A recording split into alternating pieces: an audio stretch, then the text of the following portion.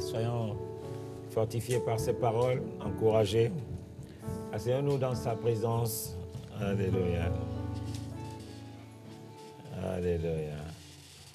Waouh. Des fois, on va pas...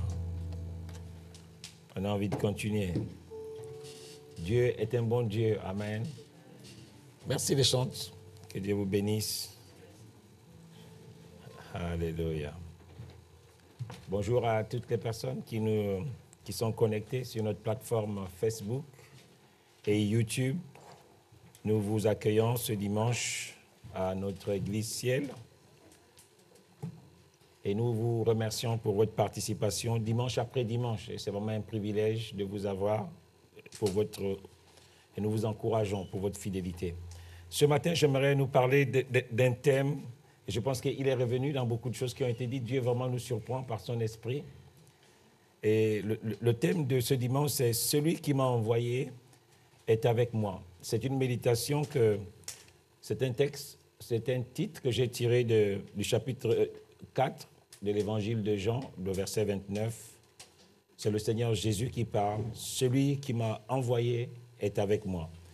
Et nous voyons qu'au travers de tous ces textes, toutes ces exhortations que le Seigneur a commencé à nous donner ce matin, il veut comme nous rassurer, il veut nous montrer que nous ne sommes pas seuls, qu'il est vraiment avec nous. Et j'ai été béni par cette méditation cette semaine et j'aimerais nous la partager. Donc nous allons lire l'évangile de Jean au chapitre 8, les versets 28 à 32. C'est vraiment des textes puissants. Le Seigneur parle. Et il dit des choses qui sont profondes et que je vous invite à continuer de travailler dessus, à continuer de méditer. Le texte au verset 28, donc de l'évangile de Jean au chapitre 8, nous dit ceci. Jésus leur dit, « Quand vous aurez élevé le Fils de l'homme, alors vous connaîtrez ce que je suis et que je ne fais rien de moi-même, mais que je parle selon ce que le Père m'a enseigné. Celui qui m'a envoyé est avec moi. Il ne m'a jamais laissé seul, parce que je fais toujours ce qui lui est agréable. » Et il dit aux Juifs, au verset 30, « Comme Jésus parlait ainsi, plusieurs crurent en lui. » Ça veut dire que cette parole de Jésus a touché les cœurs. Et il dit aux Juifs qui avaient cru en lui, « Si vous demeurez dans ma parole, vous êtes vraiment mes disciples. Vous connaîtrez la vérité et la vérité vous affranchira. » C'est vraiment un texte intéressant. Le Seigneur nous donne beaucoup de révélations et de vérités dans ce passage. Mais avant que je ne puisse rentrer dans le texte lui-même, j'aimerais nous présenter un peu le contexte de ce texte. Lorsque nous lisons Jean à partir de Jean 8, toujours à partir du verset 1, je vais le lire et je vous invite aussi à le lire parce que la parole de Dieu nous fait toujours du bien. Dans Jean 8, au verset 1 à 11, il est écrit « Jésus se rendit à la montagne des Oliviers. » Vous savez, Jésus avait cette habitude de prier. Il commençait par des journées sans rien faire. La prière était quelque chose qui était central dans la vie du Messie. On nous dit qu'il se rendit à la montagne des Oliviers, mais dès le matin, il alla de nouveau dans le temple. Et tout le peuple vint à lui. S'étant assis, il enseignait. Donc l'enseignement était central dans le message du Seigneur. Parce que, voyez-vous, lorsque vous n'avez pas la connaissance, lorsque vous n'avez pas la vérité sur quelque chose, votre foi n'est pas solide. C'est pour cela que nous avons besoin de connaître. Le fait de connaître les choses nous donne de l'avance sur les autres. Et c'est pour cela que le fait d'écouter l'enseignement du Christ, ce que Dieu pense de certaines circonstances, c'est important. Et là, on voit que Jésus, il prie, il va au temple et les gens viennent se mettre autour de lui pour l'écouter. Mais quand les gens viennent écouter le Seigneur, Tout le monde vient avec des motivations différentes. Et là, la Bible nous révèle qu'il y a des scribes et des pharisiens.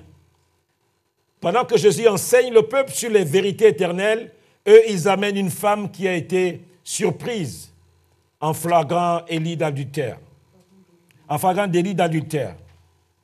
Donc, ils viennent la placer au milieu. C'est un peu comme là, nous sommes là à l'église. Et puis, cette porte s'ouvre et on voit des frères de l'église qui amènent une femme et puis qui viennent la poser et qui posent ce problème que qu'est-ce qu'on fait de cette personne? Voici ce qu'elle a fait. Au verset 4, ils disent à Jésus, « Maître, cette femme a été surprise en flagrant délit d'adultère. Voici ce que Moïse a dit, on doit la lapider, on ne lui accorde aucune chance, sa vie doit s'arrêter aujourd'hui, elle a fait ce qui est grave, il n'y a plus de possibilité pour elle de se racheter. » Et au verset 6, on nous dit qu'il disait cela pour l'éprouver, afin de pouvoir l'accuser. Mais Jésus s'étant baissé, il écrit au sol, au verset 7, comme il continuait à l'interroger, il voulait que Jésus dise quelque chose. Jésus se relève et il dit que s'il y a quelqu'un parmi vous qui est sans péché, qu'il jette le premier la pierre sur cette dame. Vous savez, lorsque le Seigneur touche notre conscience, on ne peut pas mentir. C'est pour cela que beaucoup de gens, lorsque le Seigneur est face à toi, il y a des choses que tu ne peux pas fuir. Parce que le Seigneur te met toujours en face de tes responsabilités. Et ces gens, lorsqu'ils ont commencé à regarder leur vie, ce qu'ils avaient fait la veille, depuis quelques semaines, ils ont dit non, on ne peut pas le faire, ce n'est pas juste. Parce que nous aussi, on reconnaît que dans notre vie, il y a des points noirs. Quand ils entendent dire cela, accusés par leur conscience, ils se retirèrent, un à un. Les vieux d'abord se sont retirés et les jeunes se sont retirés par la suite. Alors Jésus se relève et ne voyant plus que la femme, il lui dit, « Femme, où sont ceux qui t'accusaient? Personne ne t'a-t-il condamné ?» Elle répondit, « Non, Seigneur. » Et le Seigneur lui dit quelque chose, et c'est là que j'aimerais commencer mon message. Et Jésus lui dit, « Je ne te condamne pas non plus. Va et ne pêche plus. » Alors, cette introduction du chapitre 8 nous parle en réalité de l'amour et de la miséricorde de Dieu vis-à-vis du pécheur. Il nous montre comment le Seigneur exhorte ceux qui ont été touchés par la grâce divine à marcher d'une manière digne de la vocation céleste. Le Seigneur veut nous montrer au travers de cet exemple que lorsqu'il nous a touchés, lorsqu'il nous a sauvés, cette femme a été sauvée doublement. Elle a été sauvée de la mort physique parce qu'on s'apprêtait à la lapider et elle est passée de la mort spirituelle à la vie de Dieu. Elle est née de nouveau. Donc elle a été sauvée doublement. Et le Seigneur lui dit que lorsque je fais une telle œuvre dans ta vie, ce que j'attends de toi, c'est que tu marches d'une manière digne. Va et ne pêche plus. Et c'est suite à cela que le Seigneur continue d'enseigner. Et pendant qu'il enseigne, on arrive sur ce texte au verset 28. Et là, le Seigneur va dire quelque chose qui est fondamental pour nous, les enfants de Dieu, qui est important. Je rappelle, le thème de mon message, c'est « Celui qui m'a envoyé est avec moi ». Voyez-vous, pourquoi le Seigneur dit cela? Pourquoi j'ai pris ce thème? Parce que Dieu est un Dieu responsable. Dieu ne peut pas nous envoyer, il ne peut pas nous appeler sans nous donner des moyens pour être victorieux. Regardez ce que le Seigneur fait. Le Fils de l'homme, le Christ, sentant son départ approcher, il nous dit quelque chose. Il dit, je m'en vais, mais je ne vous laisse pas seul. Je vous laisse avec quelqu'un. Lui, il sera là avec vous. Le Saint-Esprit. Il va être quotidiennement avec vous. Et c'est lui qui va vous aider dans la vie chrétienne. Donc, Dieu est toujours responsable. Toujours responsable. Il n'est pas comme les hommes qui peuvent t'envoyer et sans te donner les moyens pour réussir.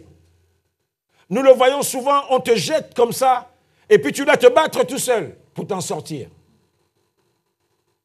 Mais le Seigneur Jésus fait cette déclaration. Celui qui m'a envoyé, il est avec moi.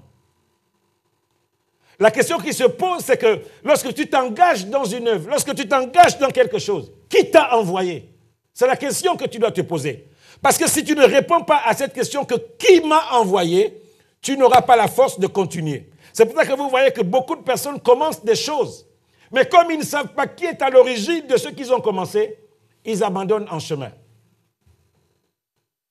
On a vu des gens, ils commencent peut-être des études, mais comme ils ne savent pas trop où il va, il peut facilement abandonner. Ou bien tu commences un boulot, le boulot est tellement dur, et puis tu as envie d'abandonner parce que tu ne sais pas pourquoi tu as pris ce boulot. Et Jésus commence, il dit ceci, « Quand vous aurez élevé le Fils de l'homme », il parle de lui-même. Il dit que lorsque nous élevons Jésus, alors vous allez connaître. Qu'est-ce que vous allez connaître? Vous connaîtrez ce que je suis et que je ne fais rien de moi-même, mais que je parle selon ce que le Père m'a enseigné. Lorsque nous élevons Jésus, lorsque nous lui donnons la première place dans nos vies, lorsqu'il est la priorité, lorsqu'il est au centre de ce que nous faisons, Jésus nous dit, vous allez connaître ce que je suis. Rappelons-nous que Jésus est en train d'enseigner dans le temple. Et il parle à des gens qui ont des doutes, qui ont des interrogations sur lui. Jésus arrive, mais sachez qu'avant Jésus, il y a des gens qui étaient arrivés. On nous parle de cela dans Acte 5. Vous allez lire à partir des versets 30. On nous parle de toutes ces stars-là qui étaient arrivées avant Jésus et qui avaient aussi fait des choses. Et donc, ces gens qui viennent écouter Jésus se disent, est-ce que ce n'est pas comme ceux qui sont arrivés avant lui? Est-ce que ce n'est pas un aventurier, un nouvel aventurier? Donc, ces gens viennent avec des doutes. Et quand Jésus leur parle, il leur dit la vérité. Il dit, si vous m'élevez, si vous me mettez au centre, si vous me donnez la première place, si je suis la priorité, si tu te lèves avec Jésus et tu te couches avec Jésus, si tu commences ta semaine avec Jésus et tu la termines avec Jésus, si tu commences ton mois avec Jésus, si tu commences ton travail avec Jésus, si tu commences ton affaire avec Jésus, si tu commences tes études avec Jésus, tout ce que tu vas commencer avec Jésus, tu connaîtras qui il est dans la situation dans laquelle tu te trouves. Tu sauras que même dans les affaires, il peut faire de toi, il peut te donner la victoire et le succès. Même dans tes études, tu connaîtras qui il est. Et il parle à ces gens, et ces gens sont émerveillés. Ils sont touchés par la révélation qu'il leur dit. Il leur dit, moi je n'essaie pas de vous dire. Croyez simplement. Je vous demande simplement de me mettre en priorité dans votre vie. Vous allez connaître. Alors vous allez voir de quel bois je me chauffe, comme on dit souvent communément au quartier. Vous allez voir de quel bois je me chauffe. Vous allez voir ce que je suis capable de faire dans la vie de quelqu'un qui me donne son cœur, dans la vie de quelqu'un qui me donne son mariage, dans la vie de quelqu'un qui me donne sa famille, dans la vie de quelqu'un qui me donne la clé de son avenir, dans la vie de quelqu'un qui me donne sa destinée. Vous allez voir ce que je vais faire. Vous connaîtrez ce que je suis. Et vous connaîtrez que lorsque je dis une parole, ce n'est pas une parole en l'air. Ça veut dire que le Père et moi, on s'est accordé. Et je ne dis que ce que le Père me dit de dire. Et écoutez ce qui vient à la suite. Et le Seigneur vient poser quelque chose de solide. Il dit, celui qui m'a envoyé, il est avec moi. Si c'est le Seigneur qui t'envoie quelque part, bien-aimé, tu ne seras pas facilement ébranlable. Jésus ne marchait pas simplement comme un simple homme. Il était en accord avec le Père. Celui qui m'a envoyé est avec moi. Il ne m'a pas laissé seul. Pourquoi il ne me laisse pas seul? Pourquoi celui qui m'a envoyé ne m'abandonne pas en chemin? Écoutez ce que le Seigneur dit. Parce que je fais toujours ce qui lui est agréable. Donc la condition pour que le Seigneur marche à mes côtés. C'est quoi? C'est de faire ce qui lui est agréable. Bien-aimé, l'évangile est simple, je vous dis la vérité. L'évangile est simple. Jésus nous parle avec des mots simples. Il nous parle avec des mots simples. Qu'est-ce que la Bible nous dit? Comme Jésus parlait ainsi, les gens qui étaient en train de l'écouter là ont fait quoi? Qu'est-ce qu'ils ont fait? Qu'est-ce qu'ils ont fait? Les gens qui l'écoutaient, qui étaient des païens, ont fait quoi? Bien-aimé, Jésus est simple. Je vous dis, l'homme veut ce qui est compliqué. Si on nous avait dit que pour être converti, il faut soulever 5 sacs de sable de la gare d'Antony jusque sur les Champs-Élysées, vous devez voir sur la N20 là, des gens avec les sacs de sable jusque sur les champs. Parce que l'homme ne veut pas accepter ce qui est simple. Si on te dit que pour avoir le travail, tu dois t'élever pendant 100 jours, à 7 heures, 7 minutes, 7 secondes, tu vas le faire. Parce que l'homme veut Jésus plus quelque chose. Jésus simple, non, mais c'est trop simple. Comment le Seigneur nous dit que bon, celui qui m'a envoyé est toujours avec moi. Et puis, lui, il nous dit, mais le Saint-Esprit là, que je vous laisse, il est toujours avec vous, 24 heures sur 24.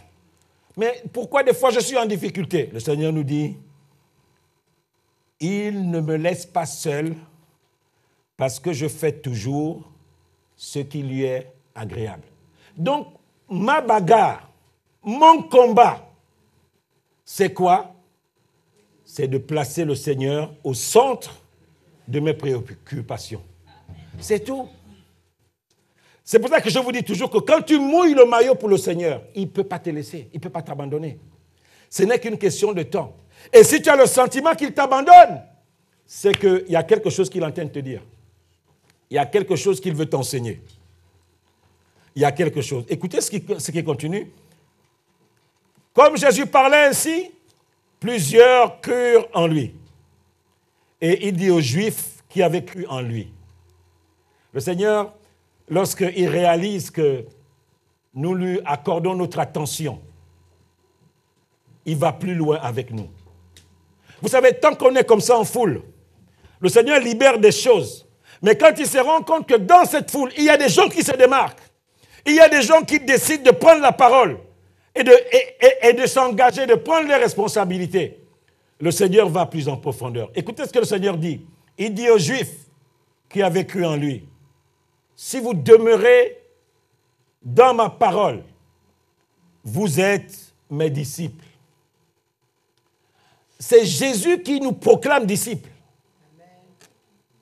Ce n'est pas nous-mêmes. Donc cette notion de disciple-là, ce n'est pas quelque chose, ce n'est pas une identité que la société nous accorde. Jésus connaît ses disciples. Il dit, si vous demeurez quoi dans ma parole, vous êtes vraiment mes disciples. Ça veut dire quoi? Quand le Seigneur dit, vous êtes vraiment mes disciples, ça veut dire qu'il y a des gens qui se disent disciples, qui portent ce vêtement de disciples, mais aux yeux du Seigneur, ils ne le sont pas. Aux yeux des hommes, c'est des disciples du Seigneur. Mais quand le Seigneur regarde et qu'il les pèse, il les mesure, hauteur, largeur, grosseur, il dit non, lui, là n'est pas mon disciple. Il dit, ceux qui sont vraiment mes disciples, c'est ceux qui demeurent dans ma parole. Et le Seigneur va leur donner une vérité qui est centrale pour le christianisme. Vous allez connaître la vérité et la vérité vous le rendra libre, vous affranchira, dans d'autres versions. De quelle vérité le Seigneur parle? Ici, il s'agit des principes fondamentaux qui régissent les lois de l'univers. Ça veut dire que si tu le fais, quel que soit l'endroit, les circonstances, ça fonctionne toujours. Ça fonctionne toujours. Parce que c'est de cette vérité dont le Seigneur parle. Ça veut dire, le Seigneur te dit que si tu t'attaches à sa parole, tu vas connaître des niveaux de révélation des choses de Dieu qui vont te rendre libre, qui vont te donner une stabilité, telle que là où tout le monde a peur, dans la tempête, tu es en paix. Les gens se demandent, mais qui est-il? Parce que ceux du peuple qui connaîtront leur Dieu, ils agissent toujours avec fermeté, avec stabilité. Ils ne sont pas emportés à tout vent des doctrines. Il parle, Jésus, des principes qu'il a établis et qui tiennent l'univers. Lorsque le Seigneur dit, par exemple, toutes choses ont été faites par la parole et rien de ce qui a été fait n'a été fait sans elle. C'est un principe. C'est une vérité qui ne bouge pas. Ça veut dire que dans ta vie, si tu es en difficulté, si tu ne parles pas sur ta situation, 0 égale 0. Quand tu passes par des situations particulières, tu as besoin de t'élever et de parler aux circonstances. Amen. Parce que rien de ce qui se fait ne se fait sans la parole. Amen. C'est une vérité. Et donc quand tu as compris cela, parce que le Seigneur t'a donné cette vérité te rend libre. Alléluia. Tu comprends que quelles que soient les attaques par lesquelles je passe, même si je n'arrive pas à dormir la nuit, même si je sens des présences dans ma maison la nuit, je me lève, je vous dis, vous qui êtes là ce soir, je vais bien vous chicoter maintenant. Amen. Parce que le sang de Jésus a coulé sur ma vie. Et je suis sur le roc. Et tu parles aux circonstances. Alléluia. Tu vas te rendre compte que cette vérité que tu as puisée dans la parole, dans ta vie de tous les jours, elle va te rendre libre. Amen. Vous connaîtrez la vérité. Vous connaîtrez les principes spirituels qui tiennent le monde. Alléluia. Lorsque le Seigneur dit que le travail procure l'abondance, cette parole-là va te donner la liberté. Parce que tu comprendras que c'est en travaillant que je rentre dans la prospérité. Ce n'est pas parce que tu vas venir un revenir. Moi, je vois des chrétiens aujourd'hui, ils viennent à revenir de prière, on te donne une petite prophétie que tu vas réussir. C'est terminé, tu ne fais plus rien. C'est le travail qui déclenche l'abondance. Lorsqu'il n'y a pas de travail, il y a 0. Le Seigneur nous dit, si vous demeurez dans ma parole, vous êtes mes disciples, mais ça ne s'arrête pas là. Je vais vous donner des vérités éternelles qui font que quand vous allez marcher avec moi, vous allez être bizarre. Les gens vont vous trouver particulier. Comme un peu aujourd'hui, je vous dis, le monde est en danger. Nous ne savons pas où va nous amener ce Covid-19. Mais si tu sais que ma vie est entre ses mains, si tu sais que mon avenir, ma bénédiction dépend de lui, qu'est-ce que tu vas faire? Si tu sais qu'il marche avec toi, ta responsabilité, c'est de tout faire pour que tu mets en place dans ta vie des principes qui te garantissent qu'il est toujours avec toi. Amen. Tu n'as pas besoin d'entendre un petit vent, non, un petit truc qui va te toucher, non. Tu n'as pas besoin d'entendre qu'on te pousse la tête et que tu tombes et que tu... Non, tu n'as pas besoin de ça. Tu sais que quand je regarde ma vie, Seigneur, tu vois comment je me bats pour t'aimer. Tu vois comment je me bats pour faire ce qui t'est agréable. Covid-19, tu fais ton cinéma, ce n'est pas un problème. Menace de licenciement, faites votre cinéma. Mais je sais que ma vie est entre ses mains. Donc quand tu sors de ton boulot et qu'on te dit, on va licencier 500 personnes, tu chantes seulement, il agira. Ma vie est entre tes mains, il agira. Ma bénédiction dépend de toi, tu agiras.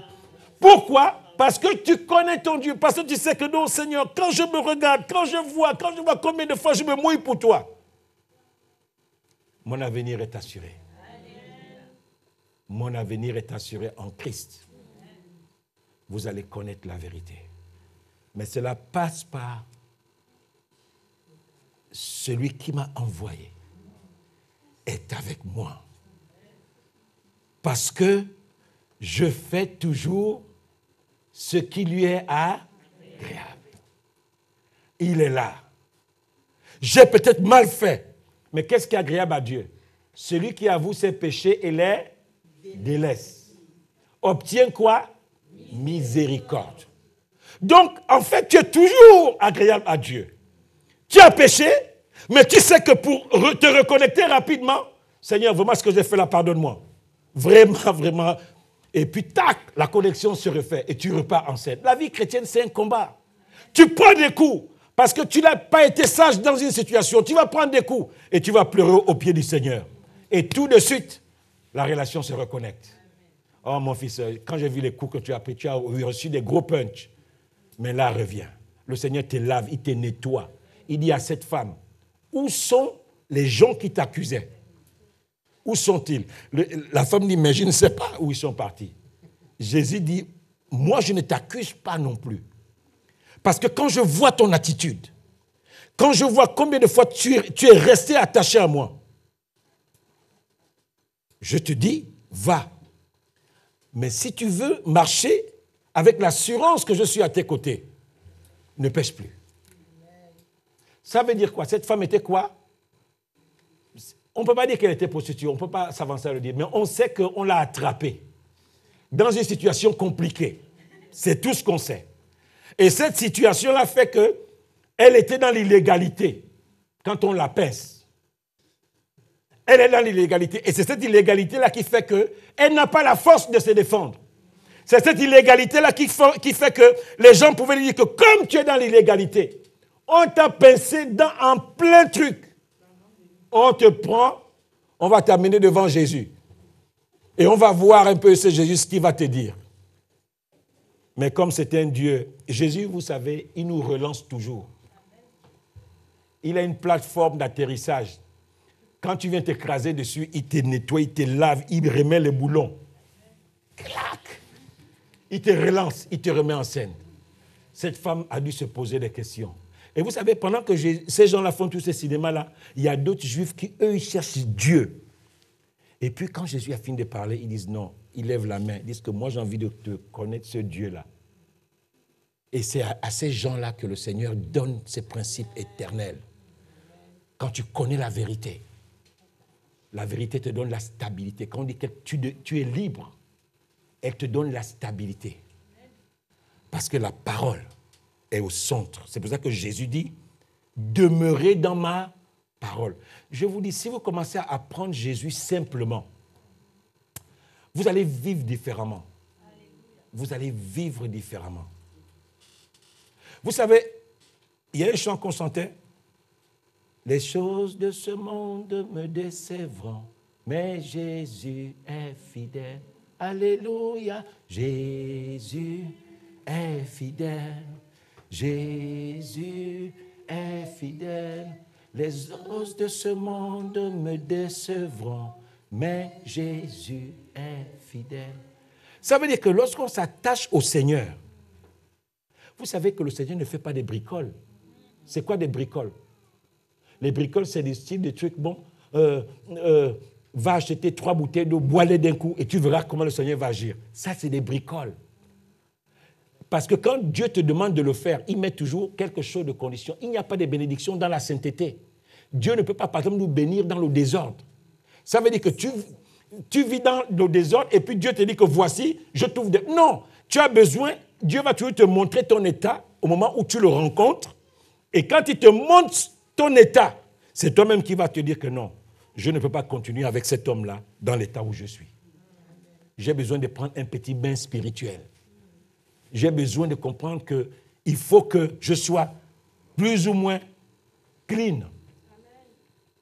Vous allez la connaître. Donc, 3 principes simples. Quand vous aurez élevé le Fils de l'homme, tu vas le connaître en profondeur.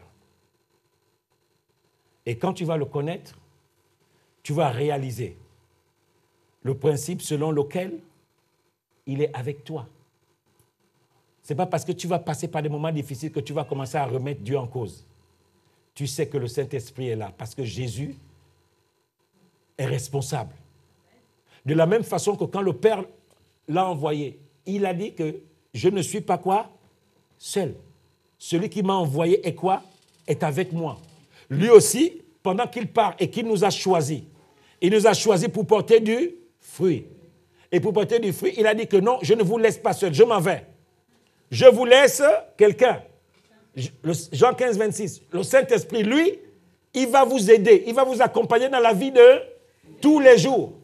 Mais pour qu'il vous accompagne dans la vie de tous les jours, qu'est-ce que vous devez faire? Vous devez demeurer dans ma parole. C'est tout. Donc le Seigneur est simple. Dieu est simple. C'est pour ça que je vous dis, si Dieu était compliqué, oh non, il faut d'abord les faire 20 années de théologie pour comprendre Dieu. Ça veut dire que nous, les gens qui n'ont pas fait l'école, ils vont faire comme donc Dieu les exclut déjà. Les gens qui ne peuvent pas comprendre les histoires compliquées de théologie, ça veut dire que Dieu les met déjà de côté. Non, ce n'est pas la vérité. Ce n'est pas la vérité. La parole de Dieu nous la... Vous savez que parmi les gens que Jésus a choisis, il y avait des gens qui avaient fait l'école. Oh. Il y avait des pécheurs dedans. Il y avait des ceci dedans. Il y avait des chômeurs dedans. Parmi les apôtres. On ne parle pas de la profession de tout le monde. Parce qu'il a choisi toutes les catégories de la société. Ils étaient tous parmi les apôtres. Pourquoi? Il voulait nous montrer que tout le monde peut venir à moi. Je peux parler avec tout le monde et faire de lui quelqu'un. Lorsque le Seigneur te choisit, bien-aimé, vous ne savez pas jusqu'où il peut aller avec vous. C'est pour ça que le Seigneur prend des choses folles pour confondre les sages. Il prend des choses folles et il confond les sages. Parce que les sages, ils ont leurs normes. Mais le Seigneur aussi a ses normes. Et quand tu comprends cette vérité-là, tu ne vas plus te négliger parce qu'on a dit que tu n'es pas comme ça, que tu n'es pas ceci, que tu n'es pas cela.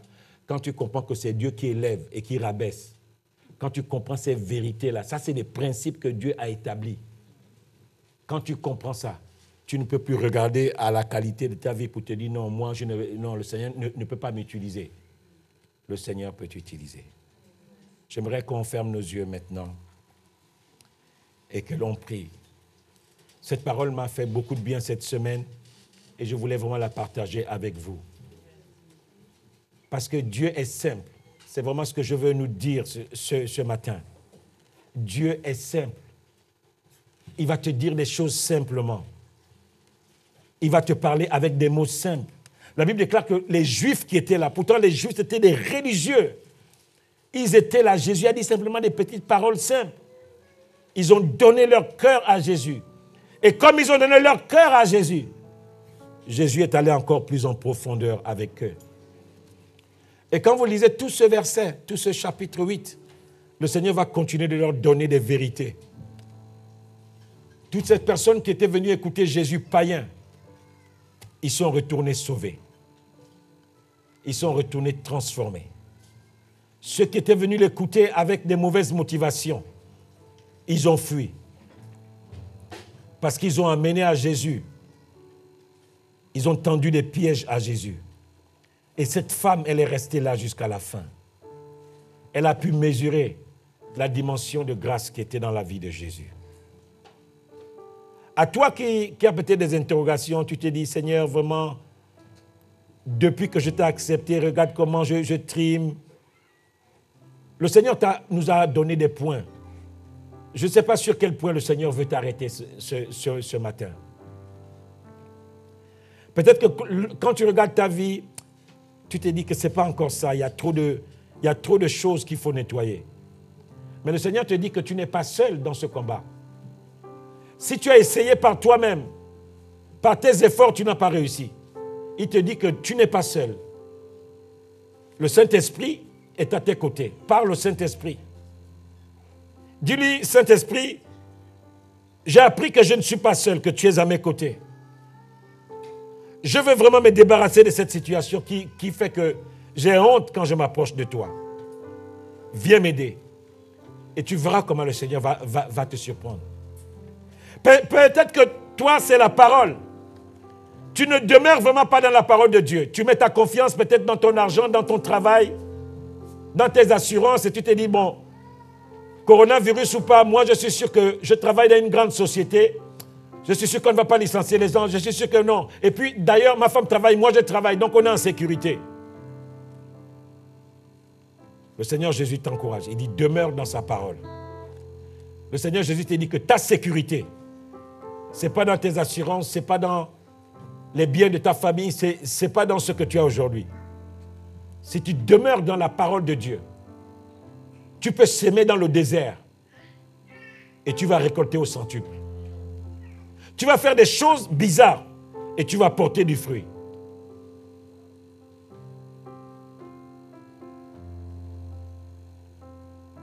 Les apôtres, ils avaient péché toute la nuit. Et ils n'avaient rien pris. Et au moment où le Seigneur les retrouve, ils sont découragés. Jésus, qu'est-ce qu'il a fait? Il a utilisé un principe.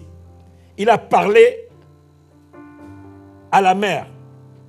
Et lorsque le Seigneur dit, jetez vos filets ici, les poissons qui étaient dans l'eau, le Seigneur leur a dit de venir à cet endroit-là où ils avaient déjà pêché sans rien prendre. Parce que le Seigneur avait parlé. Il avait parlé. Il leur dit, jetez vos filets. Ils ont dit, mais Seigneur, nous on a déjà jeté là toute la nuit, qu'est-ce que tu nous fais là? Il dit, jetez ici. La parole de Jésus, qu'est-ce que ça a fait? Tous les poissons qui traînaient dans le coin, ils sont venus se retrouver, se regrouper là où le Seigneur avait dit, jetez les filets. Parce que Dieu avait parlé. Lorsque Dieu parle dans ta vie, vous ne savez pas ce qui peut se produire. Ceux qui sont dans la crainte, je ne sais pas quelles sont tes craintes. Tu as certainement travaillé depuis des mois, depuis des semaines, depuis des années. Ils ont dit, Jésus, tu veux nous apprendre quoi? Toi, tu as des origines de charpentier. Ton père était un charpentier. Tu as travaillé dans ça. Nous, notre domaine, c'est la pêche. On sait ce qu'on fait. On a tourné là toute la nuit. Mais comme il est Dieu, il parle. Ça libère des ressources. Et ces ressources apportent le résultat. Le Seigneur veut t'encourager. Nous sommes dans une nouvelle rentrée administrative. Tu as certainement des défis. Tu te dis, ah Seigneur, vraiment ma situation là. Quand tu réfléchis même à ton cas, la tête te fait mal. La tête te fait tellement mal parce que tu ne sais pas comment Dieu va passer pour te sortir de la situation où tu te trouves. Ah Jésus. Vous connaîtrez la vérité. Quand c'est Jésus qui est aux commandes de ta vie, quand il est le pilote, il peut te faire atterrir dans n'importe quel aéroport qui ne respecte pas les normes des aéroports. Si c'est lui qui pilote l'avion, quel que soit l'état du sol, il fait atterrir l'avion. Prions un peu, prions, dis-lui quelque chose.